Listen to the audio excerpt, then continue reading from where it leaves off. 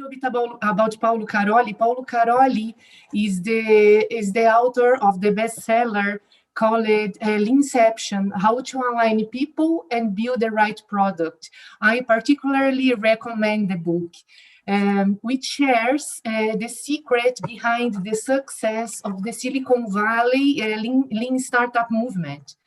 And his most recent contribution, the MVP Canvas, is the visual chart that helps to align and define the MVP. He's principal consultant in ThoughtWorks and co-founder of Agile Brazil, with more than 20 years of experience in developing software and also as Agile coach, trainer, and facilitator. Paulo is passionate about innovation and digital products. A message to the audience: if you have questions to Paulo Caroli, please put your questions in the chat. And Paulo, let's now learn more about a lean process for product innovation. And now the audience is yours. Thank you very much. Perfect. Thank you. Well, first of all, good morning, everybody. Hey, Dairton, Flavio, Dani, Denise, thank you for this introduction. It's a pleasure to be here with you today, opening the third day of this amazing event.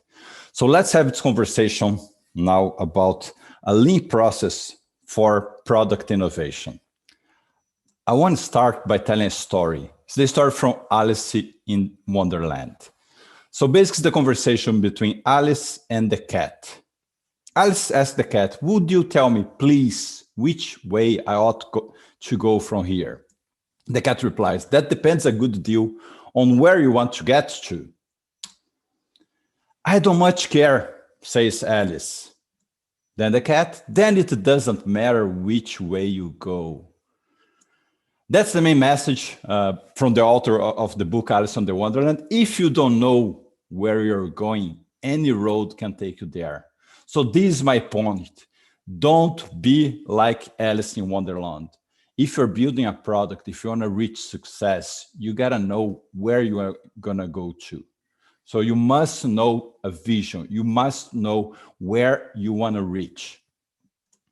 And that's the talk about today. How can we be very successful with product innovation? So for this short talk, first, I'll tell a little bit about me. Then we're going to have a conversation about flexible planning. We're going to go into product thinking. My background comes from digital products, so we're going to go in that space. And then I'm going to connect a few dots, which has been working really well for me and for several colleagues of mine. And then we close with a quick Q&A. About me. Well, I'm Paulo Caroli. Recently, I wrote quite a few books and I blog quite often. All this is on my website, caroli.org.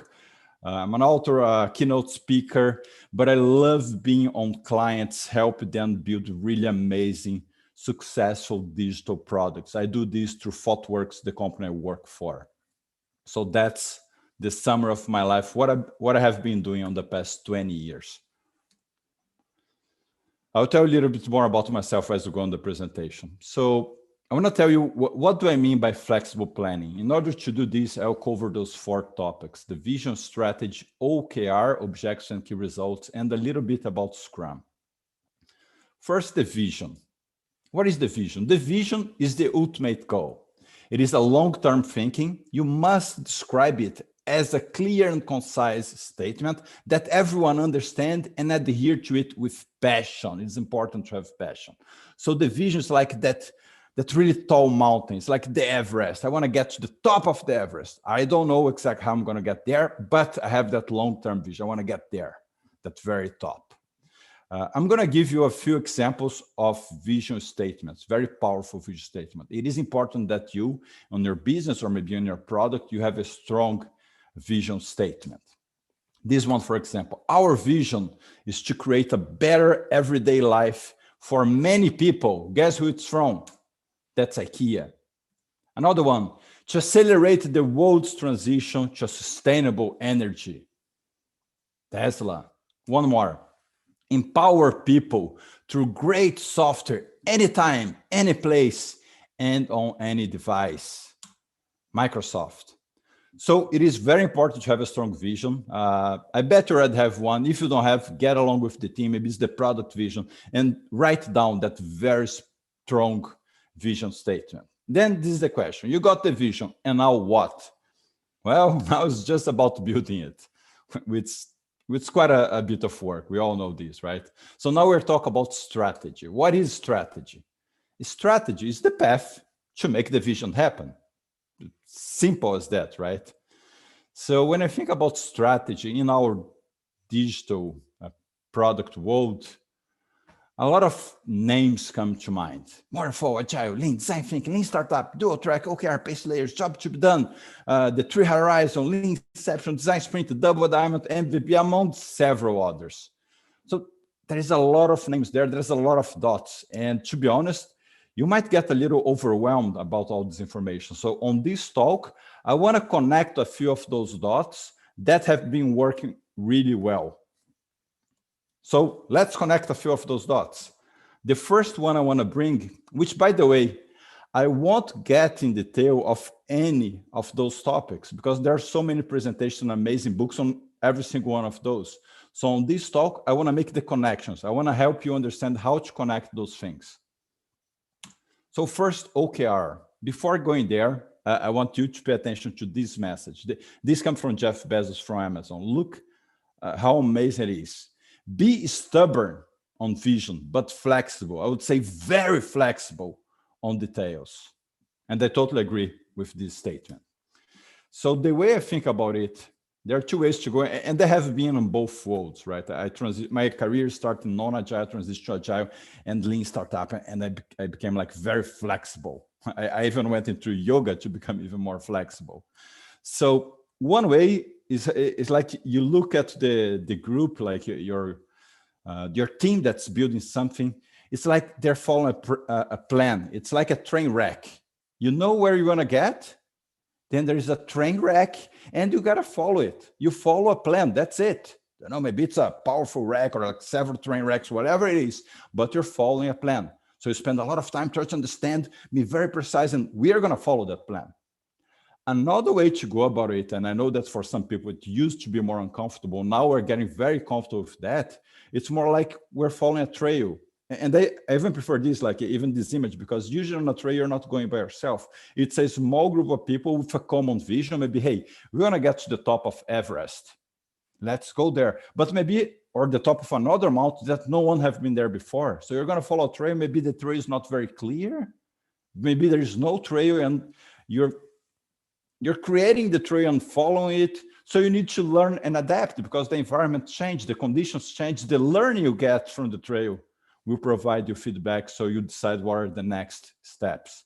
We're talking more about that side on following a trail. So OKR helps with that. What's OKR? Objectives and key results. Objectives. Where do you want to go to? It's the question for us in the Wonderland. If you don't know where you're going, any path takes you there. The first question you got to answer is where do you want to go to? You have the vision and then you have your objectives. Where do you want to go to? And then the key results. How do you know if you're getting there? That's OKR in summary. So as an example, maybe you have that pointer that tells you where do you want to go to? There's my North Star. You have the compass that tells you very clear where it is. But then you got to collect the metrics, which are the key results. How do you know if I'm getting there? All the metrics that show you, yes, we're getting on that direction, or the rain is coming, so maybe we deviate to this path for that, whatever it is, you need the key results. So now let's move into Scrum, another part, another dot, very important to make a connection here. What is Scrum? Scrum is a framework for developing and sustaining complex products. Scrum definition consists of roles, events, artifacts, and all the rules that bind them together. This is from scrum.org. Look, that's very important that Scrum, it is described for complex products, which fit with the OKR, which fit with the trail metaphor, because it's a trail, it's not a track. We don't know exactly how to get there. It's complex. We might have to be flexible on that planning. So Scrum fits really well on this context. So here's that image from Scrum. By the way, this is from my book, Sprint by Sprint, which will come in English this year. So you have this In Scrum, you work with iterations. We call it sprint, for example, weekly sprints. And then at the beginning of the week, you have a sprint planning where you decide, okay, what are you working on this sprint to accomplish, that thing that you want to accomplish. At the end of the week, you have a sprint review where you verify, okay, how did you go about all those items we said we'd work on. Every day you have your daily Scrum to share with everybody on the team, hey, how we are going about reaching that goal at the end of the week. And you have a retrospect for continuous improvement. That Scrum, you keep on following those sprint, one sprint after the other. So you do have the vision. From the vision, you have a OKR workshop, and you're going to figure out what's your OKR, maybe your OKRs, a few of them, objectives and key results. And then you're going to have a Scrum underneath it, where you have the cadence of working, maybe on weekly iterations to hopefully get some of those items done, which they fulfill the needs of the OKR, which they get closer to the vision. That's a very simple connection on this direction of creating amazing digital products. But let's move further. Why? Because vision, OKR, and Scrum works for any industry. But if you come from the digital product world, we need to do a deeper dive into the product thinking. So to talk about this, I want to talk about outcomes and outputs and product discovery. First, outcomes and output. Outcomes are that intermediate steps, level of performance of achievement towards the vision. For example, you want to go to the top of Everest. In fact, on another amazing event, I was a keynote speaker along with that woman a Brazilian doctor that went to the top of the Everest, and she was telling the story. So the vision is the top of the Everest, but then you go from base to base. So there are intermediate steps that you need to get to that level of achievements before getting to the top of the Everest. That's kind of the idea of the outcome. You have the vision, you're going to have outcomes that you want to get to. And the outputs are the items. They're small things, maybe the small stepping stones toward that contributes to reaching an outcome. Let me give you a more concrete example. Let's say, I would love it. Let's say I have a house on the beach on Ibiza, now that I live in Spain. I'm far from that. But let's say I just bought a house on the beach. And the vision is I want to have an amazing time with my family and friends in my house on the beach next summer after COVID's gone.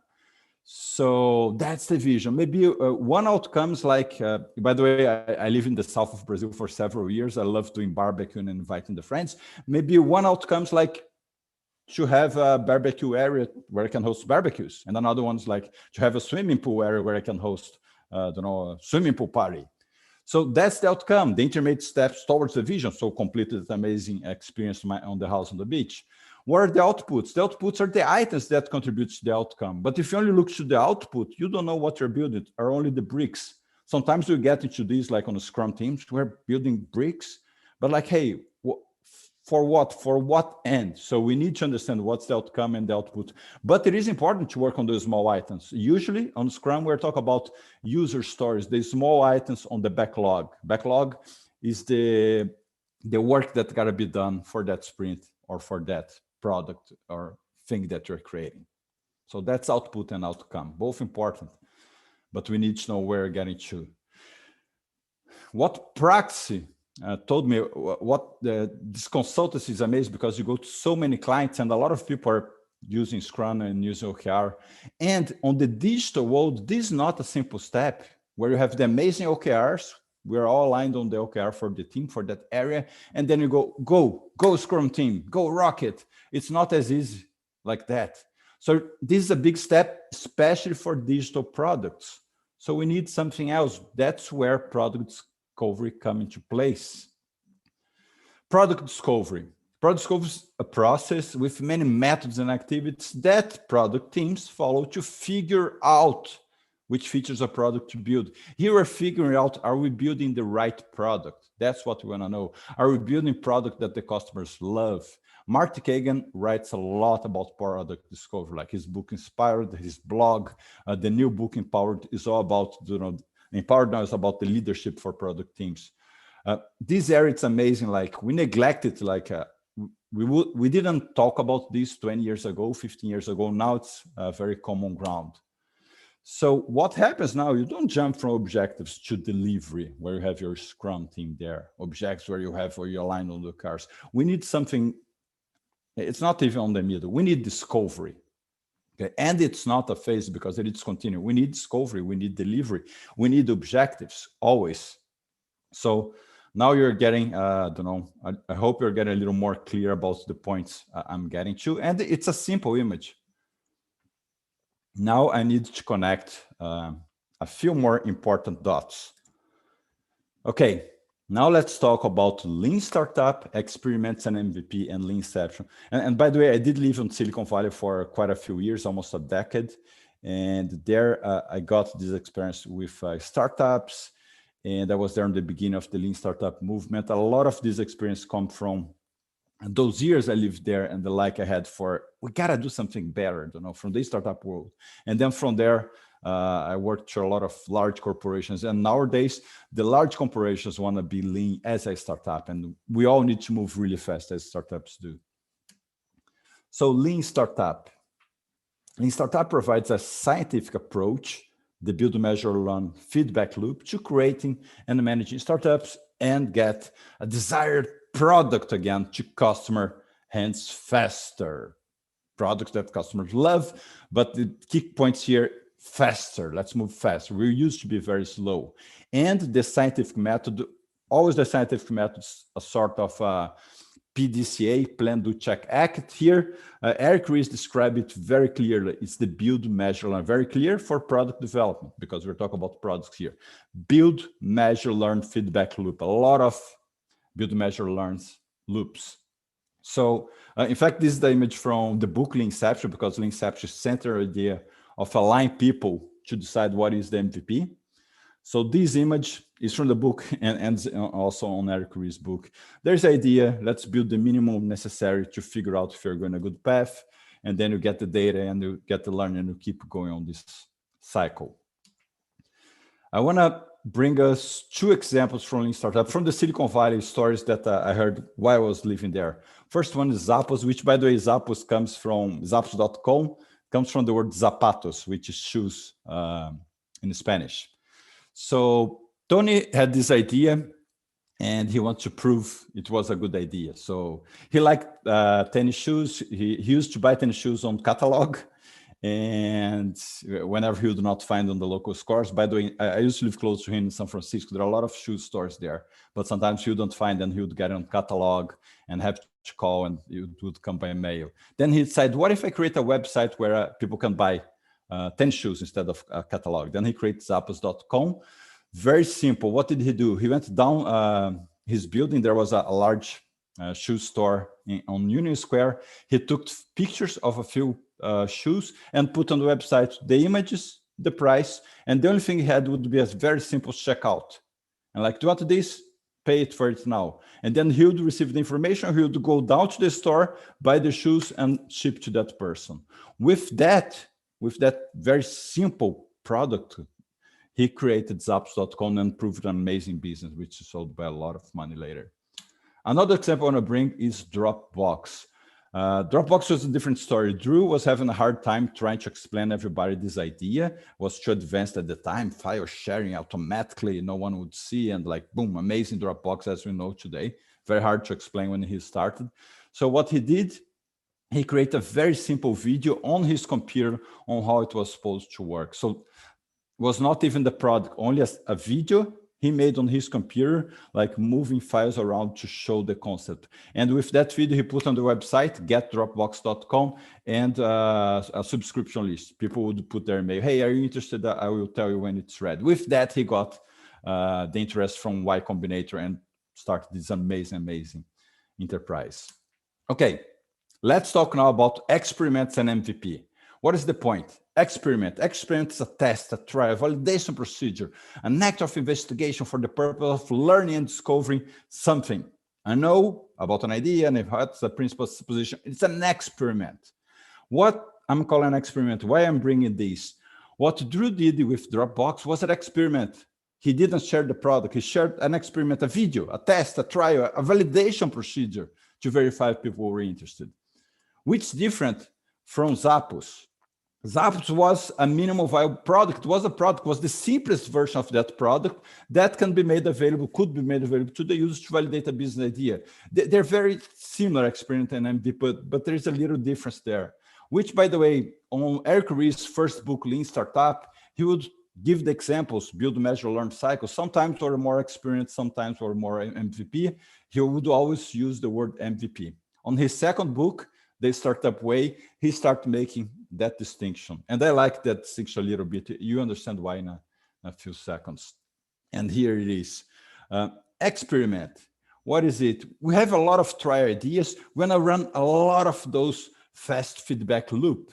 This is more on the discovery phase because we're going to learn to build the right product.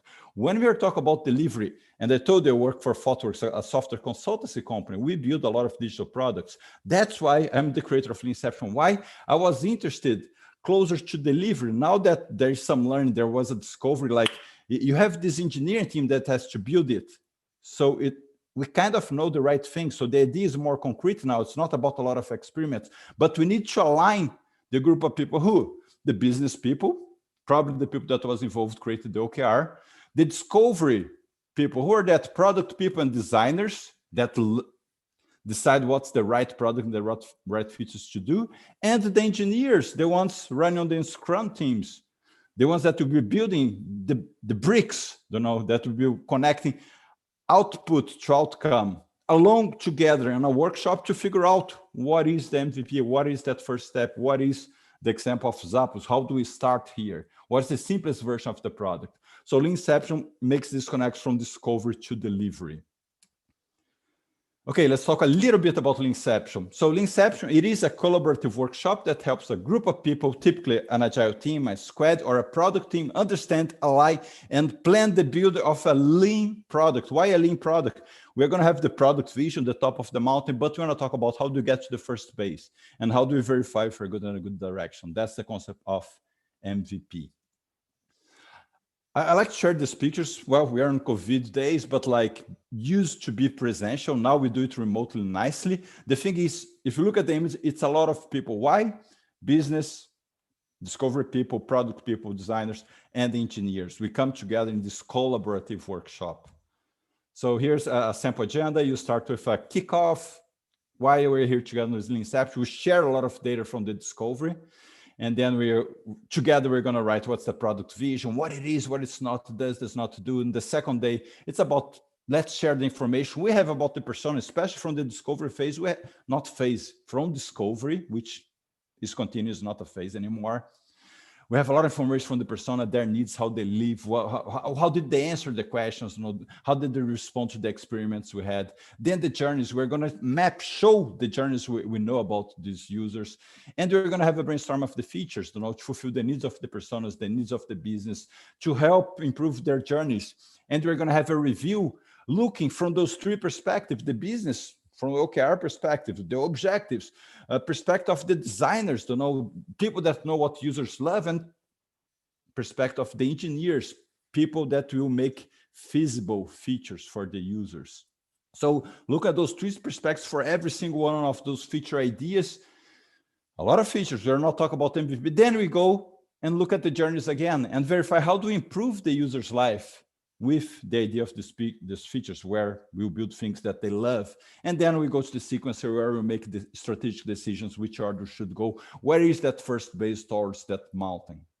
And then we build the MVP canvas. And we have a showcase where we invite stakeholders, maybe people that were not together this week, to share with them, hey, that's our vision for the top of the mountain and for the first base. That's the Leanception in a nutshell.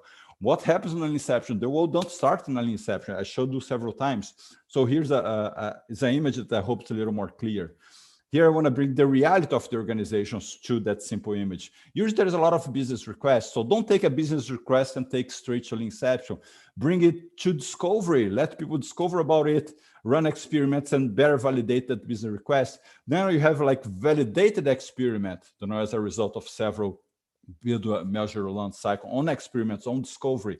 And then you have a lot of customer research as well, running and proving those experiments. having all of these, and if you need to align people, then you run a leanception. If you don't need to align people, like the product team super together, they already know what they need to build, go and build it. But if you need to align people, why? Because a large organization needs to bring them together. So closing, I hope to connect those dots for you and to make your life simple, because it took me, I would say years, if not decades, to simplify things and see the world, this product world, this way. So connect the dots. We have the vision, the top of the Himalayas or the top of the Everest we're going to go.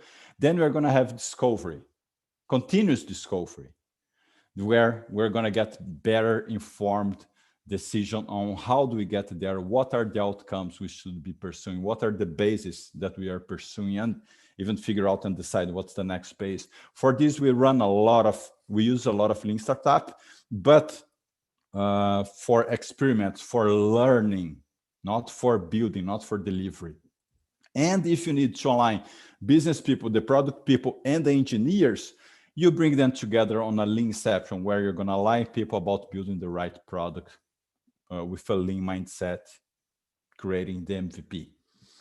And then you go to delivery, which also it's continuous delivery. Basically, you have that workshop, and then you're going to have 1, 2, 3 sprints, a few sprints until the MVP is ready, and the world doesn't change, doesn't stop here, because you're going to get in that lean startup cycle, but now with MVP, because that be of a product, with the minimum product to validate if you're going in a good direction, and you put in the hands of the final users. And with that in hands, you get more data for discovery, which is more data for your OKRs and your objectives. That's a very simple image, which I've been using and several people have been used very, very successfully. And I hope I help you improve the way your company, your organization creates amazing digital products. So a final message, think big. You gotta get to the top of your Everest, but start small and learn fast. With that, we're gonna go to the Q&A. Thank you so much. Before going, get the Leanception book, join the Leanception training. There's a large community now. It came from Brazil, but like we're spreading a lot now. Join the training so you get along with that community, and read the blog post of this presentation, which is already available on my website, caroli.org. Thank you. Thank you very much. Thank you, Paulo, for this energizing presentation in the beginning of the day. And thank you very much for talking about having passion, things that we do, the vision, the strategy, and how to connect points with this flexible planning, and how to connect with discovery, leanception, how to generate MVP. Thank you very much. We have one question from the audience. That's from Sue Beltrano. That she's asking. It's essential, in fact, to have the feedback of the customer, considering all the things that you explained to us. But if you don't have this feedback, is it possible to test based on assumptions or hypotheses? What do you think? Okay. First, thank you for the question, Sue Beltrano. The first thing, yes, you're correct. It is essential to have the feedback of the customer. I'm going to say it's essential to have it before, during, and after. It's essential to have continuously the feedback of the customer. So another word I like to use, like, it is an assumption. We build something, even if you have the feedback before building, you have an assumption that now that I built, the customer is going to love it. It is an assumption. We need to validate. So validate your assumptions all the way along. Validate assumptions on discovery. Oh, let's build the right thing. Validate that what is that right thing with fast experiments. That's what the customers will love. And validation with delivery as well. For delivery, you're going to build an MVP, the minimum viable product. So don't go too far building the product to later find out that's not exactly what the customer would love. Like, figure out what is that minimum thing that you put in the hands of the customers And you don't ask if they like, you verify the usage with real data. So the biggest challenge, easier said than done, of course. Oh, look at Dropbox, look at Zappos. But the question like, okay, what about in your context? What's your Dropbox? What's your Zappos? It's very hard to align inside what's the MVP. That's why I crafted Lean Inception, because I was a consultant going to the large corporations now saying, hey, we need to work Lean startup way. We need to build the MVP. But the question like, okay, what is the MVP? And if you talk to business people, to product people, and to engineers, there are different things. That's why we need a collaborative workshop to figure out, okay, now we understand what's the vision, the hypothesis want to validate, but what is the MVP? You need quite a few days and a very organized workshop to be effective on building it. So I totally get your question. It's not an easy path, but it's totally doable. Thank you for the question. Okay, nice. Yes, and another question is, you are talking about products, maybe mainly digital products. Is it possible to apply all these concepts in other, with other perspective, other kind of product, in other environments? Is it possible? Amazing question. Yes, it is. Why I'm telling this, like, all these, they came from Silicon Valley, like OKR came from Silicon Valley, Scrum comes from Agile, that came from software, it's like very close to Silicon Valley. Lean Inception comes from Silicon Valley, Design Sprint comes from Silicon Valley. All of those practices, they come from Silicon Valley, they come from digital products. But then they have been applied on other areas as well. It's very similar to what happened to Toyota, where we had all the Lean practice coming from the manufacturing world, and we use on different areas, for example, software. The same is happening now. These amazing connections and theories are coming from Silicon Valley, from software, but yes, they are applied on any instance. I know from the book Lean Inception, I get so many people telling me, hey, I use Lean Inception for the pharmaceutical industry. I use for this and for that. The same for OKR, for Scrum. So yes, you're totally right. Yes, it's possible. Apply it. Yeah. To other areas. Okay. And I think just to conclude, just a last question. I think we all know that you are a very good facilitator, including to conduct these Lean Inception workshops and so on. And if you can give to us some fast tips on how to do a good facilitation, what should do those items, these tips? Okay. A good facilitation. The first one is having empathy in the heart. So as a facilitator, you need some tools. For example, Lean Inception is a great tool set that you have. So, like I run like 400 Inceptions, and like this recipe works well. It's like a great chef. You get a recipe, you make it even better. So the tools you have will help you, like Lean Inception, jobs to be done, design sprint. Yes, understand your tools. It's very important, but the most important thing is to have empathy in the heart, because you're facilitating, you're bringing people together, and you want to have empathy. You want to create a good environment where you can collaborate in a very respectful way and very productive as well. So the biggest, most important thing, it's people, it's empathy. Then after that, look at the two sets, Yeah. Thank you. And we are closing. We are finishing our time. Thank you very much. It was a great experience. Thank you for sharing your vision, your experience. And we hope to see you in other opportunities, in other events. Thank you very much. We will go on with the event. Thank you so much. You all have an amazing day. Have a good day.